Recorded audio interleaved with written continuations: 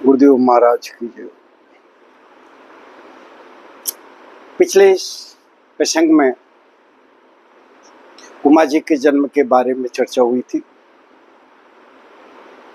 नारद जी ने भगवान शिव को प्राप्त करने के लिए उन्हें तपस्या करने की सलाह दी थी।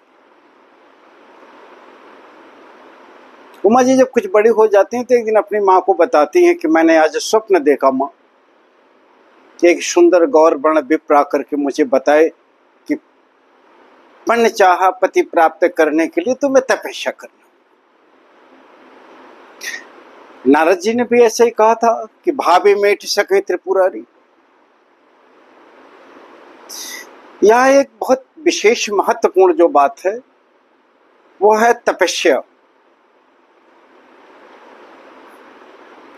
किसी भी कार्य के निष्पादन के लिए निष्ठावान बनकर के कर्म करना तपस्या कहलाता है। नियमबद्ध होकर, संयमित होकर, निष्ठावान होकर के जब हम किसी कार्य को करते हैं और लक्ष्य को प्राप्त करते हैं उसे हम तपस्या कहते हैं। मां पार्वती के जीवन में तपस्या की दिनचर्या प्रारंभ होती है। तप को इस तरह से समझिए, रामचरितमानस में तुलसीदास जी ने लिखा है, तप बल रचय प्रपंच विधाता। ये सृष्टि की रचना तपोबल से हुई है। सृष्टि का पालन तपोबल से होता है और सृष्टि का संहार भी तपोबल से होता है। बिना तपस्या के कुछ भी संभव नहीं है। हम अपने दैनिक जीवन में निष्क्रियता की तरफ भागते हैं और अब ये समझिए कि हम आराम तलबे की तरफ जाते हैं। जीवन का एक लक्ष्य होता है कि हम इसको कर लें तो जीवन में आराम करेंगे, इसको ले लें तो हमें आराम मिलेगा, जीवन सुखमय चाहिए। नहीं, जीवन तो सुखमय चाहिए ही नहीं। जीवन तो तपयुक्त होना चाहिए। निरंतर संघर्ष, निरंतर नियमित होना, निरंतर संयमित होना, अपने लक्ष्य को प्राप्त करना, फिर एक अगले लक्ष्य की तैयारी करना। निरंतरता का नाम जीवन है, आराम का नाम जीवन नहीं है, उसे निष्क्रियता कहते हैं। इसलिए अगर आपके जीवन में निरंतरता आपको लाना है, अगर आपको लगता है कि मैं जीवंत कहलाऊं, तो अपने जीवन में निरंतरता लाइए और प्रत्येक दिन तपस्या करिए और प्रत्येक जीवन का एक नया अध्याय प्रारंभ करिए। मां पार्वती अपने जीवन में एक नया अध्याय प्रारंभ करने कई महात्माओं के मुंह से आपने चर्चा सुनी होगी। उमा जी ने बहुत कठिन तपस्या की थी। उनकी तपस्या कुछ दिन वायु पर रह गई, कुछ दिन बेलपत्र, सूखे बेलपत्र खा के रही, कुछ दिन आहार त्याग करके, कुछ दिन मतलब कुछ वर्षों तक। और एक दिन आकाशवाणी होती है कि आपकी तपस्या पूर्ण हो चुकी है, आप घर जाइए। आपके पिता जब आपको लेने आए तो आप घर चले जाइए, आपकी तपस्या पूर्ण हो। यह एक पहलू है जिसे सभी लोग जानते हैं कि भगवान शिव को प्राप्त करने के लिए मां पार्वती ने कठोर तपस्या की थी। एक दूसरा पहलू है भगवान शिव जी का। सती जी के देह त्याग के पश्चात अत्यंत प्रेम करने वाले भगवान शिव उदासीन रहते थे। यह वही अवसर होता है जिसे हम अवसाद डिप्रेशन के नाम से जानते हैं। आजकल के डॉक्टर और वैज्ञानिक बताते हैं कि म्यूजिक सुनिए, गाना सुनिए, मनपसंद जगह पर जाइए। हमारे शास्त्र भी बताते हैं ईश्वर का ध्यान करिए, अपने आप को संभालिए, अपने आप का अनुभव कीजिए, जो तुम्हारा आराध्य हो उसकी सेवा में लगिए। दुनिया के प्रत्येक चीजों में या किसी भी चीज में जो भौतिक रूप से है उनमें मन लगाकर आपको शांति नहीं मिलनी। शांति मिलती है आत्मावलोकन से। अपने अंदर देखिए, अपने को ईश्वर में व्यस्त रखिए। निष्क्रिय नहीं होना है, कार्य करना। कार्य करने के लिए क्या होना है? ईश्वर के भजन में आइए, सत्संगत में जाइए, लोगों से ईश्वर की चर्चा सुनिए, ज्ञान अर्जित करिए, अपने को व्यवस्थित रखिए और व्यस्त रखिए।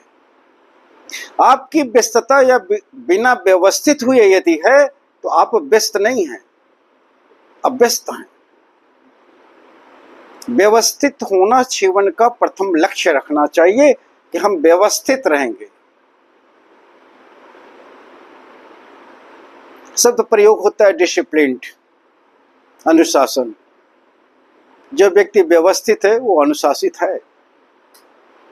भगवान शिव वियोग में थे मां सती के, और उन्होंने अपने जीवन का लक्ष्य चुना था राम नाम की चर्चा, प्रभु राम के गुणों की चर्चा, श्री राम जी का ध्यान करना, राम जी को प्राप्त करने की तपस्या करना।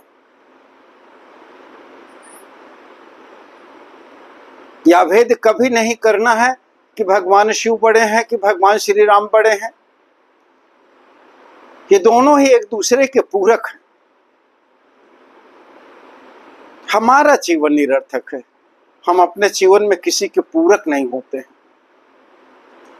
ये तो हमारे आराध्य हैं, एक दूसरे के पूरक हैं, नॉट द कंपिटिटर, कंप्लीशन। एक दूसरे को पूर्ण करते हैं, वो प्रतिद्वंदिता नहीं रखते हैं। हमें अपने जीवन में भी यह सीखना होगा कि हम प्रतिद्वंदी ना हों, पूरक हों किसी के। जब हम किसी के पूरक होते हैं तो हमारा उपयोग होता है, हमारी सार्थकता होती है। हमें पूरक बनना चाहिए, प्रतिद्वंदी नहीं। भगवान शिव की तपस्या देख करके भगवान राम उनके हृदय में एक दिन प्रकट होते हैं और उन दोनों का संवाद होता है। और उन दोनों के संवाद में प्रभु श्री राम जी यह कहते हैं कि हे प्रभु, हम आपसे यह मांगते हैं, आपका विवाह देखना चाहते हैं। सभी देवताओं की इच्छा है कि आपका विवाह देखें। एक पुनर्विवाह की बात हो रही है, भगवान शिव के पुनर्विवाह की बात हो रही है। पर भगवान शिव कहते हैं यह उचित तो नहीं है, लेकिन प्रभु जी के आदेश को टाला भी नहीं जा सकता। तो हम आपकी आज्ञा को धारण करेंगे और पुनर्विवाह के लिए हम विचार अवश्य करेंगे। और भगवान राम बताते हैं कि पार्वती जी का जन्म हुआ है, वो उन्होंने आपको प्राप्त करने की तपस्या भी की है। भगवान शिव कहते हैं एक बार कन्या की परीक्षा लेना आवश्यक है। आज के आधुनिक युग में भी हम लड़की देखने जाते हैं,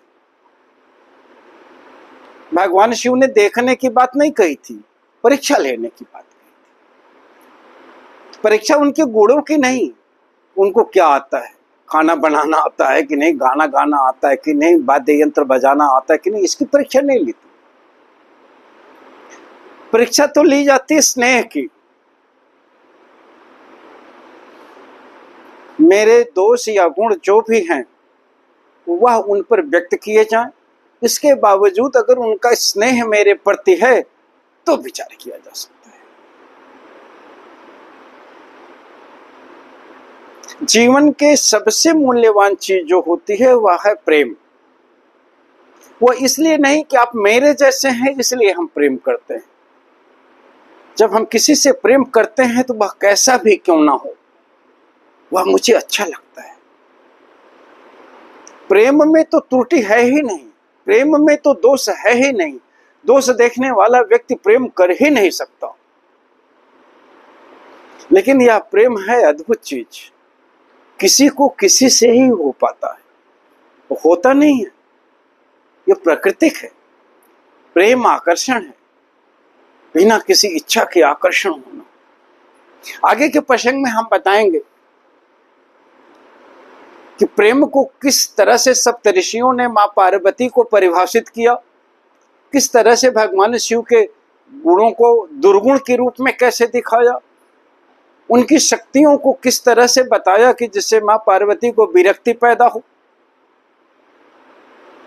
महान भाव यह ध्यान रखिएगा कि समाज में आज भी ऐसे ही लोग उपलब्ध हैं या मौजूद हैं जो किसी के गुण को भी दुर्गुण के रूप में परिभाषित करते हैं। हमें ऐसे लोगों से सावधान रहना होगा। अगले प्रश्न तक के लिए बढ़ाओ।